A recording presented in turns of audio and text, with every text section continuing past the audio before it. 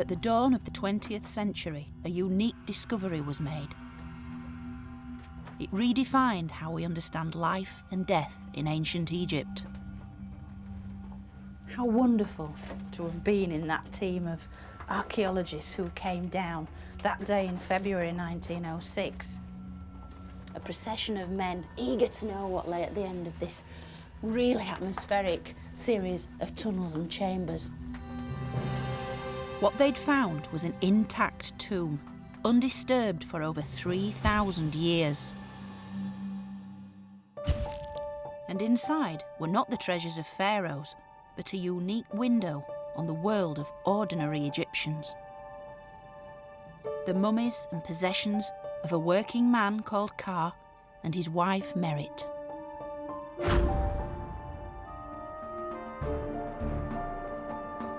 I'm Egyptologist Dr. Joanne Fletcher, and I'm exploring the world of Ka and Merit to find out about their lives and their deaths. Last time we looked at how they lived in their tiny desert village. We've seen where Ka worked. What a treat to be able to see this kind of working surface. What they ate. It's a direct link back into their world. The smell of this wonderful stuff, the way it was made. And how they relaxed. And this is where the gentlemen of the house would sit of an evening, drinking beer, having a chat. In many ways, their lives were quite similar to ours. But their relationship with death was completely different. Because to ancient Egyptians, life was really just a dress rehearsal for the perfect afterlife that they were trying to reach. I want to travel back into this strange and mysterious world. This isn't a funerary building. This is a building to keep life going. To reach the afterlife, they spent fortunes on funerary equipment, buildings and rituals. Ka's Book of the Dead would have been incredibly costly. And expected to face numerous trials along the way. This is the Great Devourer. All evil souls, their hearts were fed to this creature, consumed, and that was it, finished forever. So with Ka and Merit as our guides, we'll journey back into the world of death in ancient Egypt.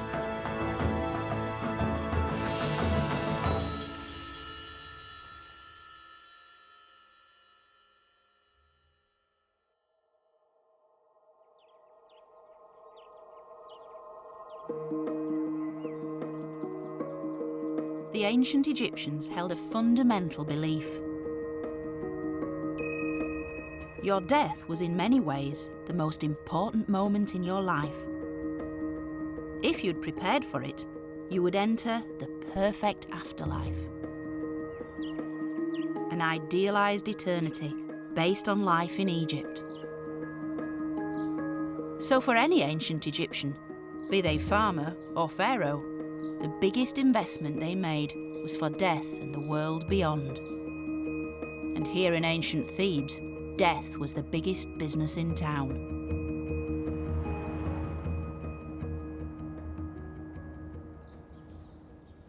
Now, in this part of Egypt, death was the major employer, from the men who built these wonderful funerary temples and the rock-cut tombs, to the people who embalmed the dead, who provided all the funerary equipment they would need, the little funerary figures, the artists who composed the funerary text, even the florists who put together the huge bouquets of flowers offered to the dead in their tombs. This was the major industry. Our couple, Ka and Merit, lived at the very heart of this industry, in a desert village now known as Deir el Medina. It's close to the spectacular Valley of the Kings, where Ka designed and built tombs for the mighty pharaohs.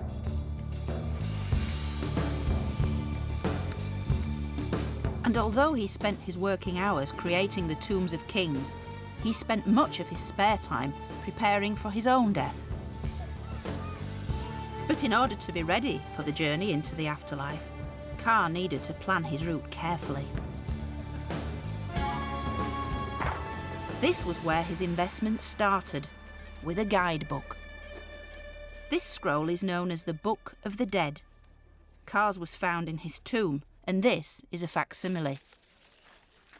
The Book of the Dead is a collection of funerary spells and texts and incantations, a kind of roadmap of the afterlife, and it was designed to allow the deceased, with the help of these spells, to navigate his or her way through into the next world.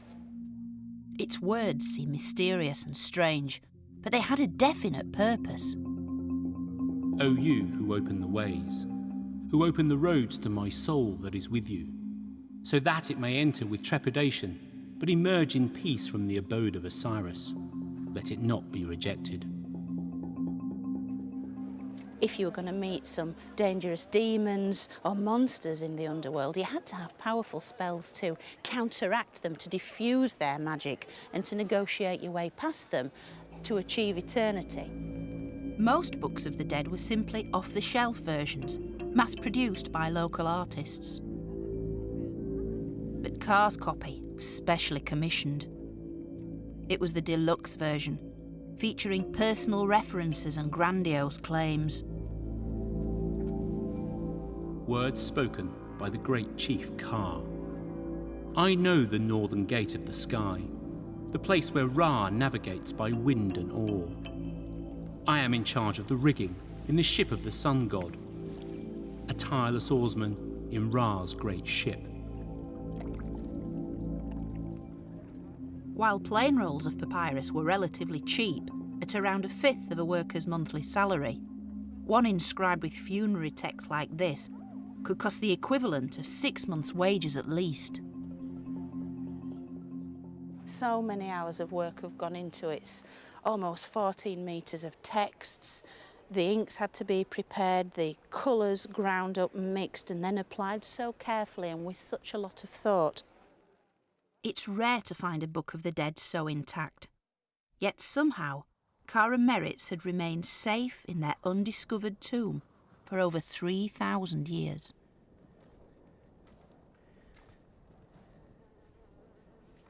The only evidence that they had existed at all was this.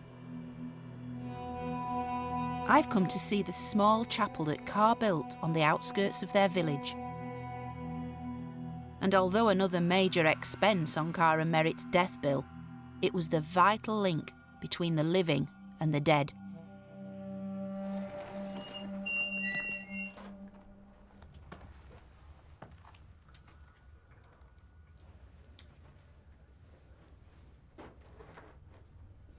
It's like a little jewel box of colour. You come in from the glare and heat of the desert and the cliffs, and you enter this little oasis of calm and quiet. The chapel is situated close to their house, because when these ancient Egyptians died, they simply moved across the street. And as the living and the dead existed side by side, this was the place that families could pay their respects. And looking around, the colours used are sumptuous. You've got the gold background, and then as the vaulted ceiling rises up, the artist's done something very clever. They've changed the palette to these blues and greens of the Egyptian landscape. The Nile is suggested, the sky is suggested. Very cooling, refreshing, and a wonderful juxtaposition of the gold, the blues and the greens. Blues and greens were among the most costly colours to produce, so Carr had clearly spared no expense. The walls depict all the things he and Merritt loved in life and hoped to enjoy in the afterlife. It is like walking into Carr and Merritt's sitting room. They're all here, they're all around us. This isn't a funerary building. This is a building to keep life going. Kind of like a giant generator with everything that life meant to Carr and Merritt encapsulated in this tiny little room. This chapel was the first clue in a trail that would ultimately lead archaeologists to Carr and Merritt's tomb.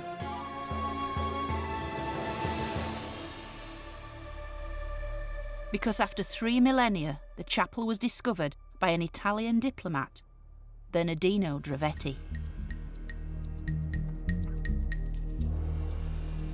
appointed French consul to Egypt by Napoleon in 1803, Drovetti's main interest was amassing antiquities. I think it's safe to say that Drovetti's methods were very, very unscrupulous. He used a range of agents to basically ransack their way through ancient Egypt. And in doing so, he managed to acquire a stupendous series of collections of Egyptian antiquities, many of which he then sold on to sufficiently wealthy individuals. Drovetti sold his personal collection to the King of Sardinia, who put it here, in what is now the superb Egyptian Museum in Turin. One of the most important items in this collection was taken from Carr and Merritt's chapel. This costly painted funerary stela was a kind of memorial stone made to ensure that their names would live on. And its presence in Turin would eventually lead to the discovery of their tomb. It shows Carr twice, both left and right, worshipping the archetypal gods of the dead, Osiris, and then the black jackal-headed god, Anubis. And you can see he's praying to them for a long and successful afterlife. And then in the register below, it's kind of like a family snapshot, if you like. You have Carr and Merritt seated in front of a huge table full of food, drink, flowers. And then on the right-hand side, with the arm raised, is their eldest son, Amenhotep, and he's kind of saying his prayers to his parents. So, in effect, the next generation is wishing a long and happy afterlife full of good things. It's likely that this funerary stela was actually made during the lifetime of Carr. He would have almost certainly commissioned it and would have selected which deities he wanted, the kind of whole layout, the scenario, the colours. And this was a typical thing for the ancient Egyptians to do, to commission their funerary monuments in their lifetime so they could get things just right. And then, of course, after death, the images represented would magically continue to be effective throughout eternity. So it was kind of like good insurance for what was going to happen to them in the next world. The elaborate Book of the Dead, their chapel, and its funerary stela were just the beginning of Carr and Merritt's preparations for eternal life.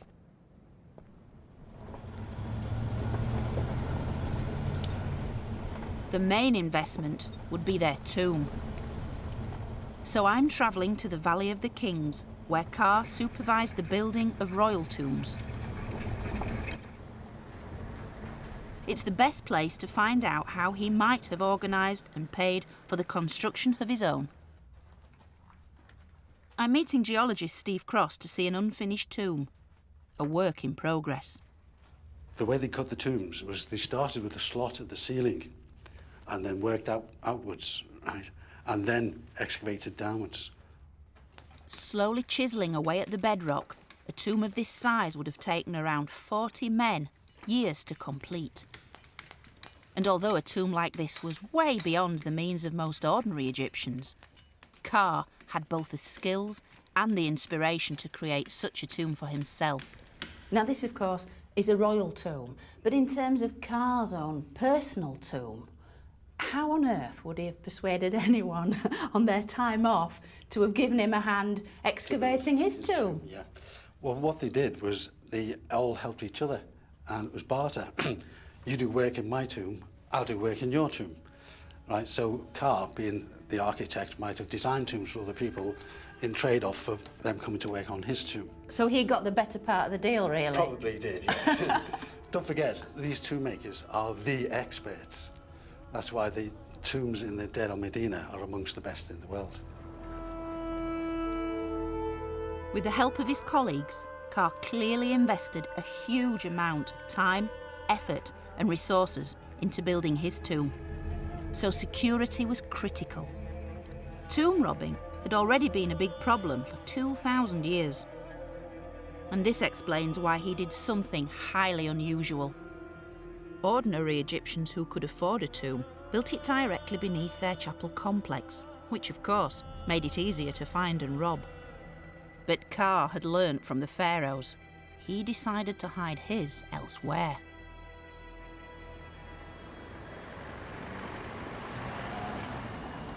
it remained secret for over 3,000 years. But in 1906, another Italian began explorations in Cara Merit's village. Egyptologist Ernesto Schiaparelli was director of the Egyptian Museum in Turin. He was very familiar with the stela of Cara Merit and also knew their tomb had never been found. He could read the hieroglyphs. He knew there was an important individual called Car, had a wife called Merit, and he knew they had to be buried somewhere in the vicinity where the stela was discovered. Schiaparelli was determined to find the tomb, but where to look? Look at that instrument there. Eleni Vasilica, the present-day director of the Egyptian Museum in Turin, has accompanied me to Egypt to follow in his footsteps. They must have looked around and said, the tomb is here somewhere. Is it that trench there, or where can it be? But Ka was clever, wasn't he? He was sly. He knew what was going to go into the tomb, so he wanted to hide it. I think Schiaparelli must have stood here, scratched his head and said, knowing where the stela was already in the museum since 1824, he must have said, where the hell is the tomb? It's got to be near here. And looked at the landscape, which most archaeologists do, and said, I think we need to take that detritus away. It was just a theory, but Schiaparelli had a huge workforce at his disposal. He moved his 250 workmen to the foot of this rock face, close to the chapel. They just dug for 30 days, he says, until they discovered the perforation in the bedrock there.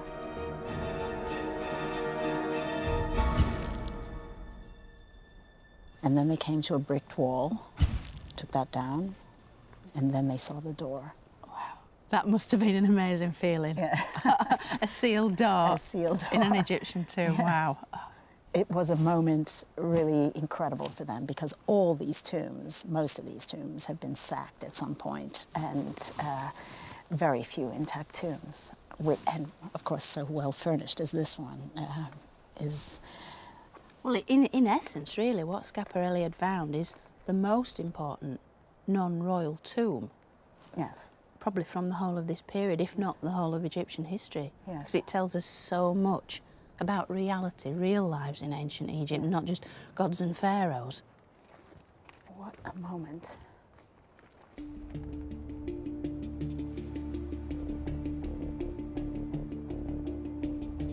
Since Schiaparelli, hardly anyone's been into the tomb.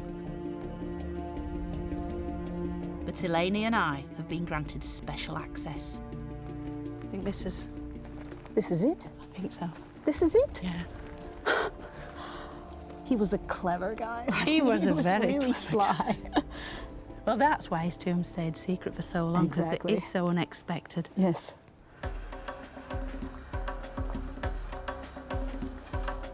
Situated at the bottom of this rather deep shaft, getting down into the tomb is no easier today than it would have been in Car's time. Look at this. I don't believe it. Is that Schiaparelli was here? More or less. It says, discovered intact by the Italian Archaeological Mission in 1906. Oh, and look, they've written over the ancient red ochre marks Yes. of the draftsman sort of planning out the lines. Yeah. There we go. These are the red ochre pigment that was applied by the workers as they were constructing the tomb to give them a sense of the measurements and so forth, and simply whereabouts to chip away. They had to keep this as close to plan as was possible, so they'd be using their equipment to give this lovely 90-degree angle here. It was blocked up twice. Well, that sense of excitement Schiaparelli and his men must have felt, because here they were, not just one intact doorway blocked, but two. Yes. Having removed the blockage from the second brick doorway, Schiaparelli and his team found themselves in a large antechamber. It contained Carr's exquisitely crafted bed, beautifully painted pottery, and floral bouquets. But there was much, much more to come. Oh, it's really exciting approaching the burial chamber. And this is where, presumably... This is the door. And this is where Schiaparelli rapped on the door and then turned around and said, "How about the key?" So he must have known that he was onto a good thing. After having seen a bed out here, he knew there was more to Something find, beyond. and this was sealed. One of the men who entered the tomb with Schiaparelli was Englishman Arthur Weigel, Chief Inspector of Antiquities for Upper Egypt. He immediately recorded the astonishing sight.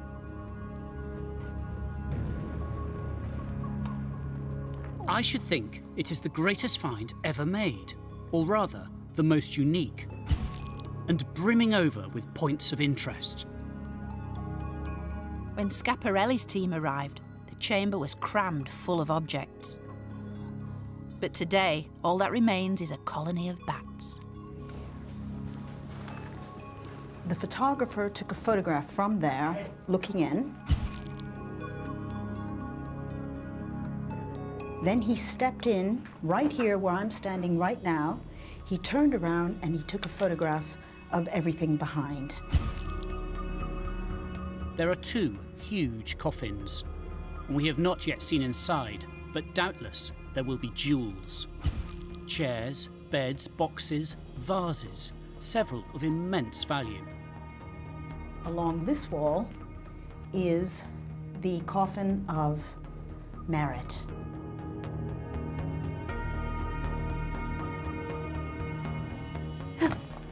It's all right. This place is full of Yes. small bats. I know, thank you. Stand behind me. I'll protect you. And then that back wall, that was Carr's sarcophagus and coffin. Which was substantially larger than yeah, hers. yeah. In ancient Egypt, children didn't always inherit their parents' belongings. And almost everything Carr and Merritt owned was sealed up inside their tomb to be used in the afterlife. So very few people have been privileged to come in here. And it makes so much more sense now, knowing all the material that was originally in here, the belongings of Carr and Merritt, placed so lovingly and so carefully in here, and now displayed so beautifully in the museum in Turin. It's fantastic to be able to put all the pieces of the jigsaw together, to really get a feeling how Schiaparelli must have felt coming in here in 1906. It's a rare treat, it really is. The wealth of objects that had been discovered in the tomb testified to the great investment Carr and Merritt had made. Of their hundreds of belongings, many had been designed and made at great expense, purely for use in the afterlife. This intricate statuette of Carr shows him with his palms on his starched kilt, a sign of humility before the gods. Such statues were idealised, a version of how the deceased wanted to look in the afterlife. It was also insurance, providing an alternative home for your soul in case anything happened to your mummified body. The kilt is also inscribed with a funerary prayer, and a small garland of real flowers still hangs around Carr's chest. One of the most precious purpose-made items found in the tomb is Merritt's fabulous death mask. Made with great skill and with costly materials, the eyes, brows and decorative collar are made with coloured glass, which the Egyptians had only begun to manufacture in Carr's lifetime. Cheaper yellow ochre was often used to imitate gold, but Carr had chosen the real thing for Merritt's mask, which is covered in precious gold leaf. But the most costly of all, worth well over a year's wages, was the coffin in which Merritt was buried, again covered in gold leaf. Almost certainly intended for Carr, it is only inscribed with his name. But it was used for Merritt because it seems she died first. But how did Merritt die? Was it the result of a long illness, or was it a sudden death, perhaps in an accident? We've been granted special permission to examine Carr and Merritt's mummies and their CT scans. In order to preserve the mummies, they cannot be unwrapped, of course, but the scans allow us to see what lies beneath the wrappings.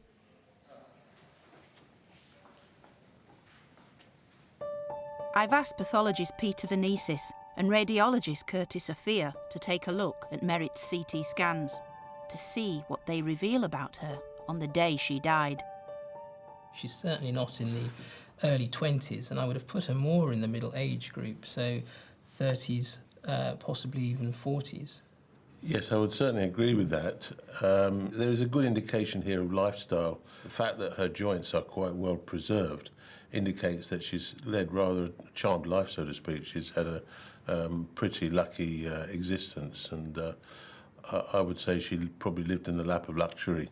There's certainly no indication there of any chronic disease which has affected her bones.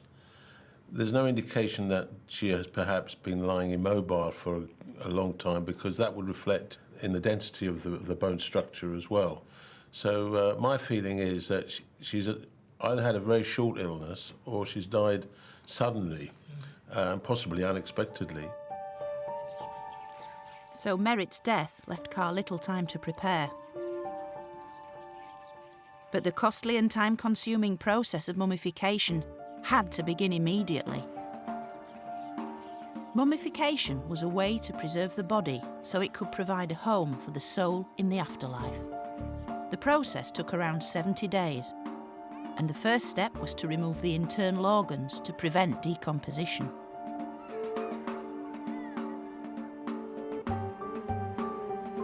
This included the brain, which was usually removed down the nose. But Merritt's scans reveal something very surprising. This is a cross-section looking down into Merritt's skull through the top of her head. As you can see quite clearly, this white feature is in fact her brain, which has fallen down to the back of her head and wasn't removed. So what? Why is this important? Well, what it tells us is that there were other ways to preserve the brain. The next step was to dry out the body, which took about 40 days. This usually involved piling dry salt on top of the corpse to draw out all the body fluids. But analysis of Merritt's mummy has revealed that she was preserved differently. Instead of using dry salt, Merritt had in fact been submerged in a highly concentrated salt solution, essentially pickling her. This allowed her organs to remain inside the body without causing decay. If you look at the angle at which the brain has fallen to the back of the skull, it appears to be on a tilt, because the body, when it was draining out, was laid at a different angle, a slightly different angle, at a tilt, to allow the fluids, which would have initiated decomposition, to completely leave, to exit the body. It may have been the most up-to-date preservation technique, but it didn't come cheap. And once Merritt's body had been dried out, she was wrapped in layers of costly linen and an outer red shroud. But the expense didn't stop there. By chemically analysing minute samples of Merritt's wrapping, we found something intriguing: oil from the tilapia fish. Yet this oil had no preservative power. It was purely symbolic. And it set Merritt apart, for there was something special about this fish. What the tilapia does is to take its young into its mouth in times of danger, and when the danger has passed, to then spit them out back into the water. And when the Egyptians saw this, they saw it as a miraculous thing, as if it was a self-generating fish that could simply spit out its young in this way. And so, by association, the tilapia became connected directly with the goddess Hathor, and fertility, and rebirth. This fish oil, which was also mixed with exotic imported ingredients, would have cost Carr a small fortune. But it was worth it if it put Merritt on a fast track to the afterlife.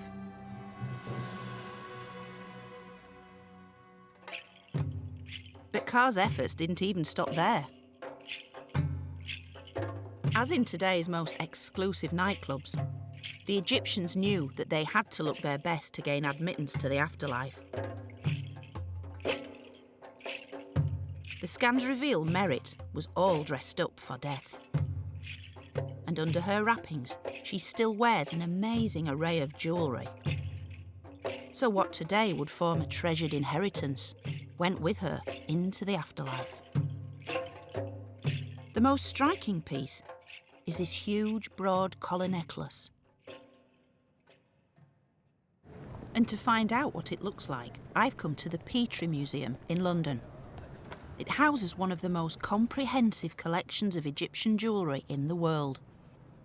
Now, what we've got in front of us here is an absolutely superb broad collar necklace. It's the typical Egyptian necklace that you see in the tomb scenes and in the art. And it's basically made up of numerous little moulded amulets that have been made in these sumptuous jewel-like colours. And this is exactly the same thing that Merit still wears. Her mummy is still adorned in this beautiful broad collar, which we can see on the image of Merit here. Now, the top 5 rows were made up of these rather elongated green beads, and they are actually cos lettuces. Now, the lettuce was sacred to the fertility god Min, and in wanting to be laid out in a necklace such as this, it basically associates Merit with this god of fertility, of new life. You have then 2 more rows of what look like mini hand grenades, and they're actually bunches of grapes, these blue, shiny bunches of the grapes, which not only, again, look very beautiful, but produce the wine, which was something sacred to Hathor, the goddess of sex, of love, of new life, the goddess who took the dead into her care. And Merit was effectively dressed in a collar like this, not only to look beautiful, but to associate her with these 2 deities who were so intimately involved in new life, in rebirth, in eternal life. As well as the broad collar, Merit wears 2 pairs of huge gold earrings, and around her waist, a belt of gold cowrie shells similar to this one.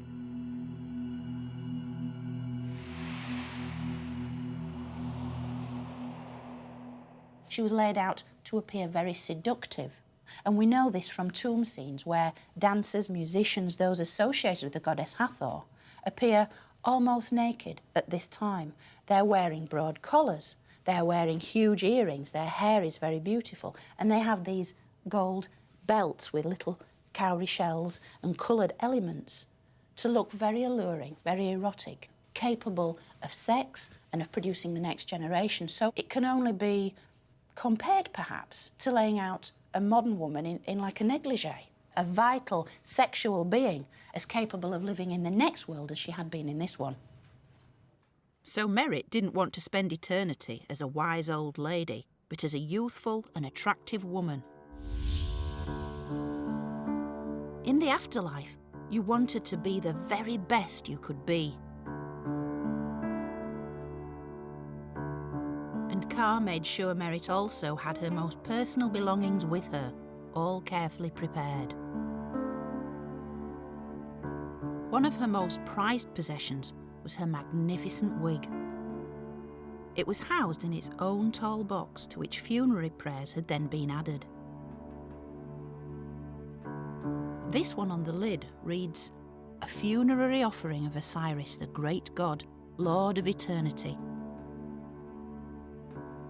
that he may make an offering of beef, birds, and everything to the soul of Merit." Some of her other possessions were also adapted for Merit's journey into the afterlife. This is her bed, which she'd used in life. It was now repainted to freshen it up. Another funerary inscription was added along the side. Carr clearly gave careful thought and spared no expense when preparing his wife for eternity.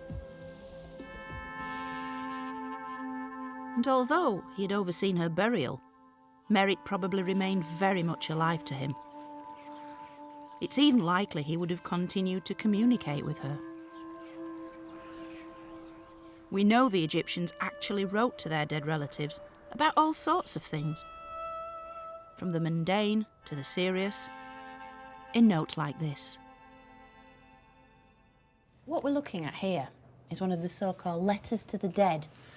And it's a pottery bowl. It's a piece of everyday tableware. And the amazing thing about this is it's actually inscribed in black ink by a woman wanting to communicate with her dead husband. And we know for a fact that the living wrote to the dead. They sent them letters on papyrus, on small pieces of limestone, on ostraca. She says, "Oh, husband, you should be here helping me. Settle the score with him who does what's painful to me, for surely I shall triumph over anyone, dead or alive, acting against me and our daughter." It's that typical, you know, where are you now? What are you doing? What are you? Oh, you might have died, but that's not really an excuse, is it? Come on, help me. And it expresses this real belief that the dead can help the living, that they had just passed through into a different sphere of existence. And this woman is maintaining the dialogue that she would have had on Earth. She's bending her husband's ear.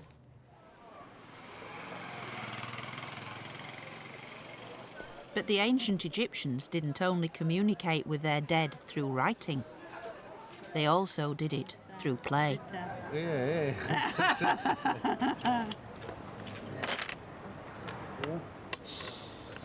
Now we're playing the ancient Egyptian game of Senet. It's a board game that the Egyptians absolutely loved.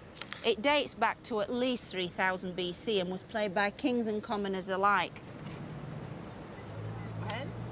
It was the ancient Egyptians' version of turning on a soap opera on TV at night, putting the feet up and enjoying themselves. Senet was essentially a race, a game of chance. It is used in the Book of the Dead as a metaphor for the journey into the next world. We're having a bit of a stab of it here, and it is quite fun, but I'm sure we don't get the complexities and the nuances that were inherent in the ancient Egyptian version, because for them, it symbolised the ultimate game of chance. To succeed at Senet meant you succeeded in life and succeeded in the transition from this world to the next.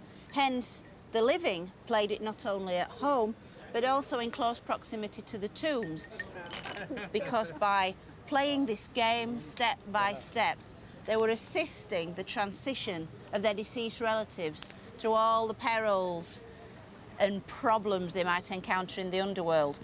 And so it kind of was a reflection of the great unknown. To play Senet, the outcome was never sure.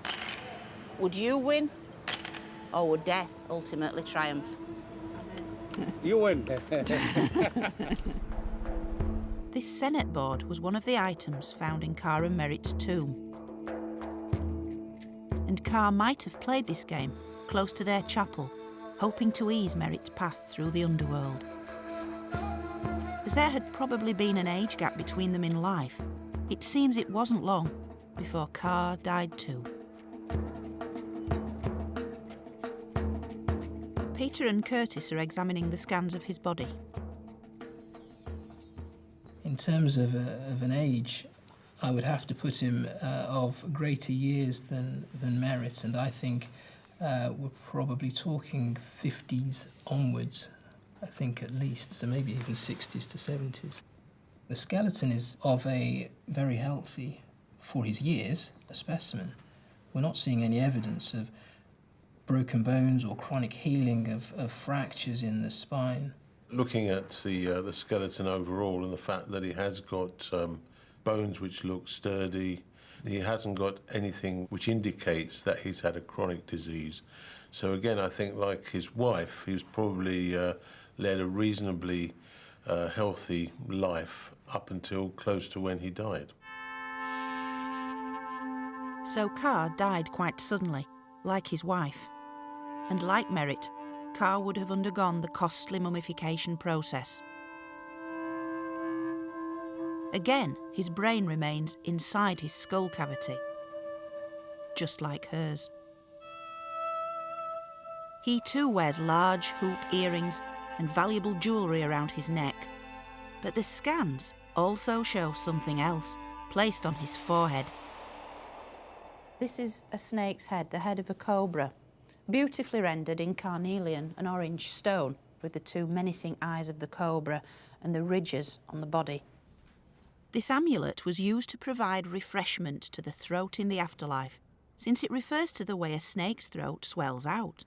So it should really have been placed on Kar's throat and not on his forehead.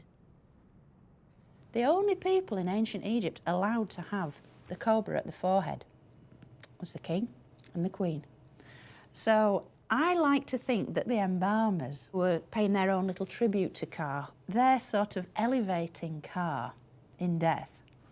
He was their leader, he was their chief, he was their overseer, and the people in the village were maybe paying their own special tribute. And so he was sent off into eternity, like a mini king in his own mini kingdom. I love that. Ka was an important man in the village. As such, the next step of his journey to the afterlife would have been a grand affair. His funeral would have begun with a magnificent procession up to their chapel, just as Merritt's would have done before him. The great procession would have wended its way up this path, up towards the cliffs up there, where their tomb was actually situated. Now, it's hard here today to try and get a sense of the noise, the colour, the life. That's a good word, actually, at a funeral ceremony, the life, the vivacity of all the ingredients that the ancient Egyptians brought to their funeral ceremonies, because they were all there to try and get the dead to live again. Life, in some ways, was almost a dress rehearsal for this very moment when the funeral ceremony marked the transition between this world and the next. The dead were going to be reborn in the safety of their tombs. So it's essential, all the equipment they'd used in their lives and all the equipment that was there to give them a good send-off came with them, accompanied them into the darkness of the tomb, where everything would work in tandem to revive the soul of the deceased and send them off into eternity. And as Kar's body in its nest of coffins was carried towards his tomb, all his worldly possessions would of course have accompanied him. These wall scenes give a real sense of what the procession would have looked like. This is the tomb of Ramos, governor of Thebes, who lived at the same time as Ka and Merritt.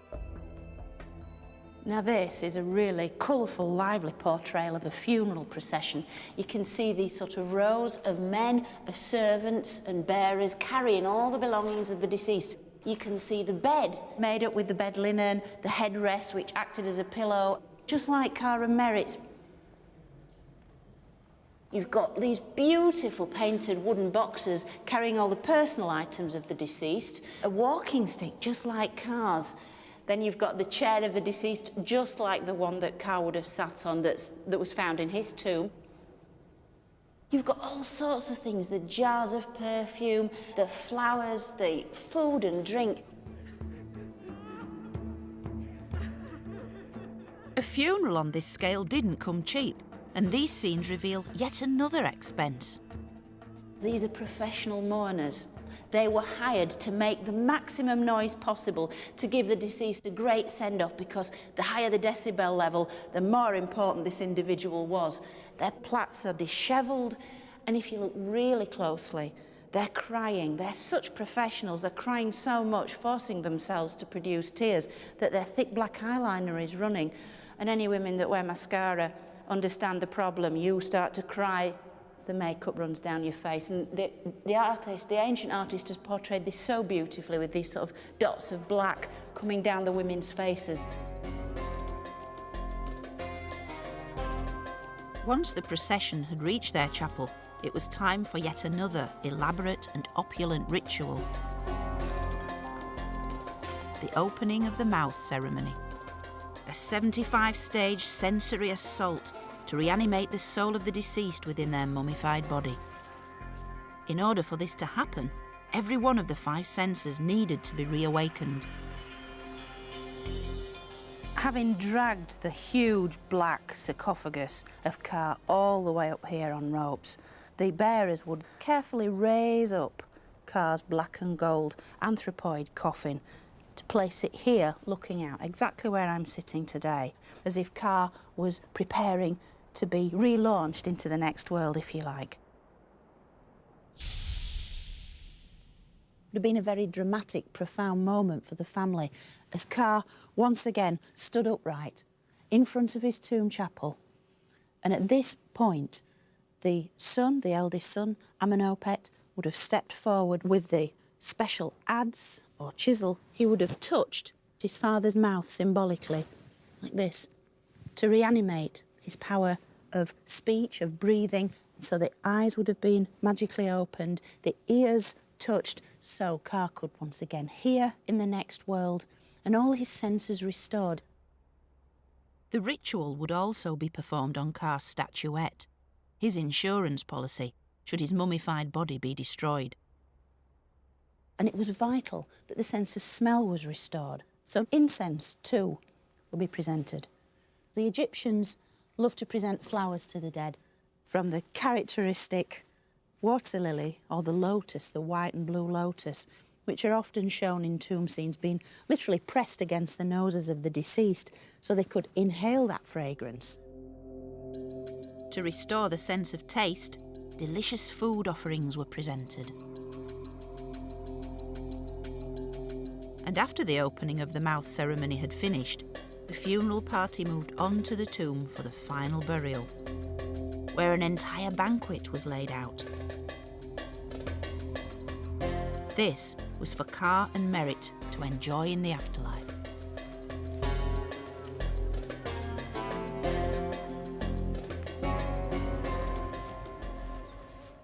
What we see in front of us here, in glorious technicolor, is basically the food that was found in the tomb, and it's quite wonderful stuff. You have the staple of your ancient Egyptian life here, the bread, accompanied by the all-important onions and garlic. And this was the standard sort of workman's packed lunch, one of these on a daily basis, with the garlic here. That's your kind of ancient Egyptian packed lunch, glass of beer, and ancient Egyptian ploughmans. And we do know that in the case of the onions and the garlic, when Schiaparelli and his team went into the tomb and smelt them, after 3,500 years, they were still as pungent as the day they'd been placed there. No fewer than 50 loaves of bread were found in the tomb, along with jars of roast duck, fish, bowls of vegetables, fruit and spices. There were grapes, dates, and these amazing things. He had several sackloads of these. These are Dom palm nuts. Although I've never personally eaten one, they apparently taste like caramel. All this kind of food in the tomb of Carr and Merritt, set out very carefully as a kind of formal banquet for the deceased, would have allowed the very souls of Carr and Merritt to have enjoyed the very essence of all this food. But Carr's Book of the Dead shows he wanted his afterlife to be fueled by drink as well as food. Now this is spell 148 in the Book of the Dead, which is basically the spell for provisioning the soul of the deceased in the next world with all the food and drink that they need, as well as the desire for goose, for beef, for wine and so forth. The basis of Carr's wish list is the standard bread and beer that form the basis of the ancient Egyptian diet for rich and poor alike throughout the whole of ancient Egyptian culture. And in fact, the word beer does appear rather often. Here with the twisted symbol, the small black one here, and then this wonderful determinative of the beer jar. But it's this repetition of the word beer, this desire of Carr to have beer to drink for eternity, if you like, an eternal supply of beer, which can be no bad thing.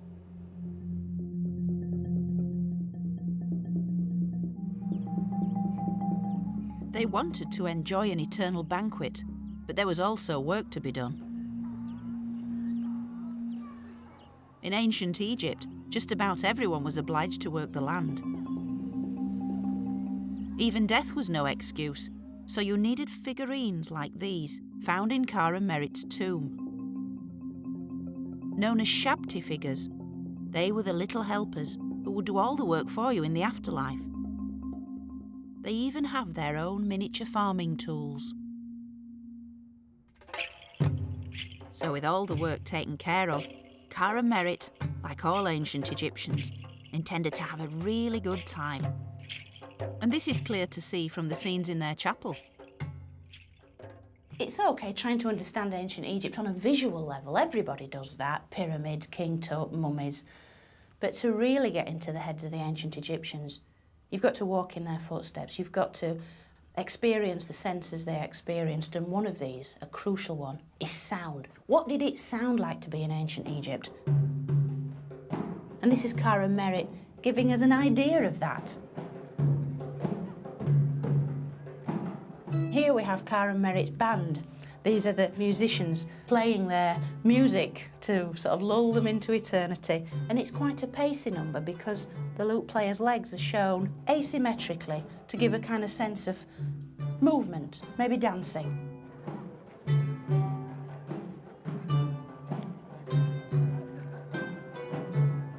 The ancient Egyptians then, as now, loved music, loved to dance, loved to express themselves in a joyful manner.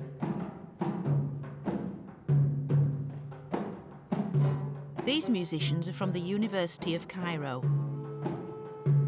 Using images from wall scenes and surviving ancient instruments, they've been able to recreate ancient Egyptian music.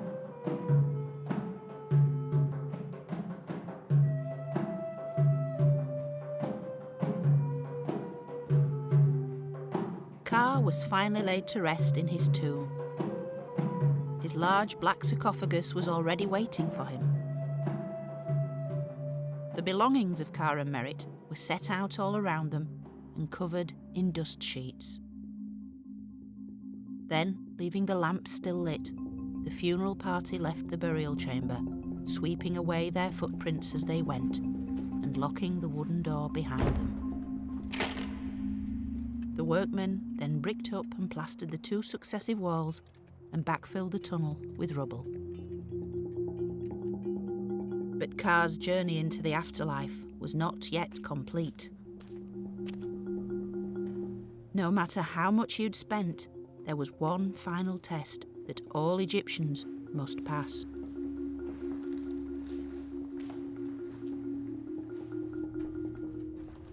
Although this scene dates from about 1,000 years after Ka's time, it clearly depicts the crucial moment in the soul's journey to the afterlife. Now, this remarkable scene is known as the weighing of the heart. It's the ultimate judgment of the dead. It shows that the deceased, their soul, has successfully negotiated all the hazards into the next world to arrive here at the ultimate hall of judgment. Now, it's presided over by the goddess Mart, the goddess of truth, who's shown here with the feather of truth, which she wears as a kind of crown on her head. At the far end is the god Osiris, the kind of ultimate judge of all dead souls. And he's here to watch over these proceedings, because we have here, central to the scene, a typical Egyptian-style balance. And here, on this pan, it's the heart of the deceased individual. And it's being weighed very carefully against this. This is the feather of Mart, which she wears on her head. It represents truth, goodness, purity. If the deceased had lived a good and blameless life, their heart would be light and free of sin. However, if they'd been naughty, bad, done anything to upset the gods, then their heart would be heavy with sin. And as such, they couldn't then pass through into a blessed afterlife, into eternity. And so the heart was literally taken up like a piece of meat and thrown to this terrifying creature here. This is the great devourer, a kind of terrible composite of lion's parts and a sort of crocodile hippo featured being with the tongue out, dribbling at the thought of a fresh heart to consume. And it's at this point that the deceased would ultimately die. This would be dying a second death, a final death. Earthly death isn't anything to be afraid of because you pass through into it simply another state of existence, if you've been good. All evil souls, their hearts were fed to this creature, consumed, and that was it, finished forever. once again, there was something you could buy to help you through this final trial. And Ka's scans show that on a chain around his neck, there is also a large amulet known as a heart scarab. This example from the Petrie Museum gives us a sense of what it actually looks like. For the Egyptians, the heart was the seat of all learning, of all intelligence, and when the deceased spirit was in the presence of the gods in the next world and had to account for their actions in life, had they led a good life, they were interrogated by the gods. Sometimes there was always the danger the heart might suddenly speak up against its owner. Oh, well, they didn't lead such a blameless life after all. And so the heavy heart scarab was a means of suppressing the heart, keeping it quiet. The spell implores the heart, keep quiet, do not give false witness against me. Basically, shut it. So it seems that Ka had purchased every form of insurance he possibly could to ensure the perfect afterlife that he and Merritt had always dreamed of. From their elaborate golden coffins to their well-hidden subterranean tomb, an expensively decorated memorial chapel. And of course, the intricate Book of the Dead, in which Ka describes how he wants to spend his eternity. In Ka's Book of the Dead, by far the largest section, 200 separate rows, are devoted to the so-called spells of transformation, listing all the variations that Ka wanted his soul to become, all the many forms he could take in the afterlife. Now, a lot of these relate to birds. His soul wanted to rise up to join the gods and fly through the heavens. He wanted to be a phoenix. He wanted to be a heron. He wanted to be a great golden sparrowhawk. And yet I think for me what is most poignant is that in addition to all these various things that he could become at will, his heart's desire was simply to sit with his beloved wife Merritt in a garden in a summer house. The coming forth into the light, and playing Senate seated in the summer house, coming forth as a living soul.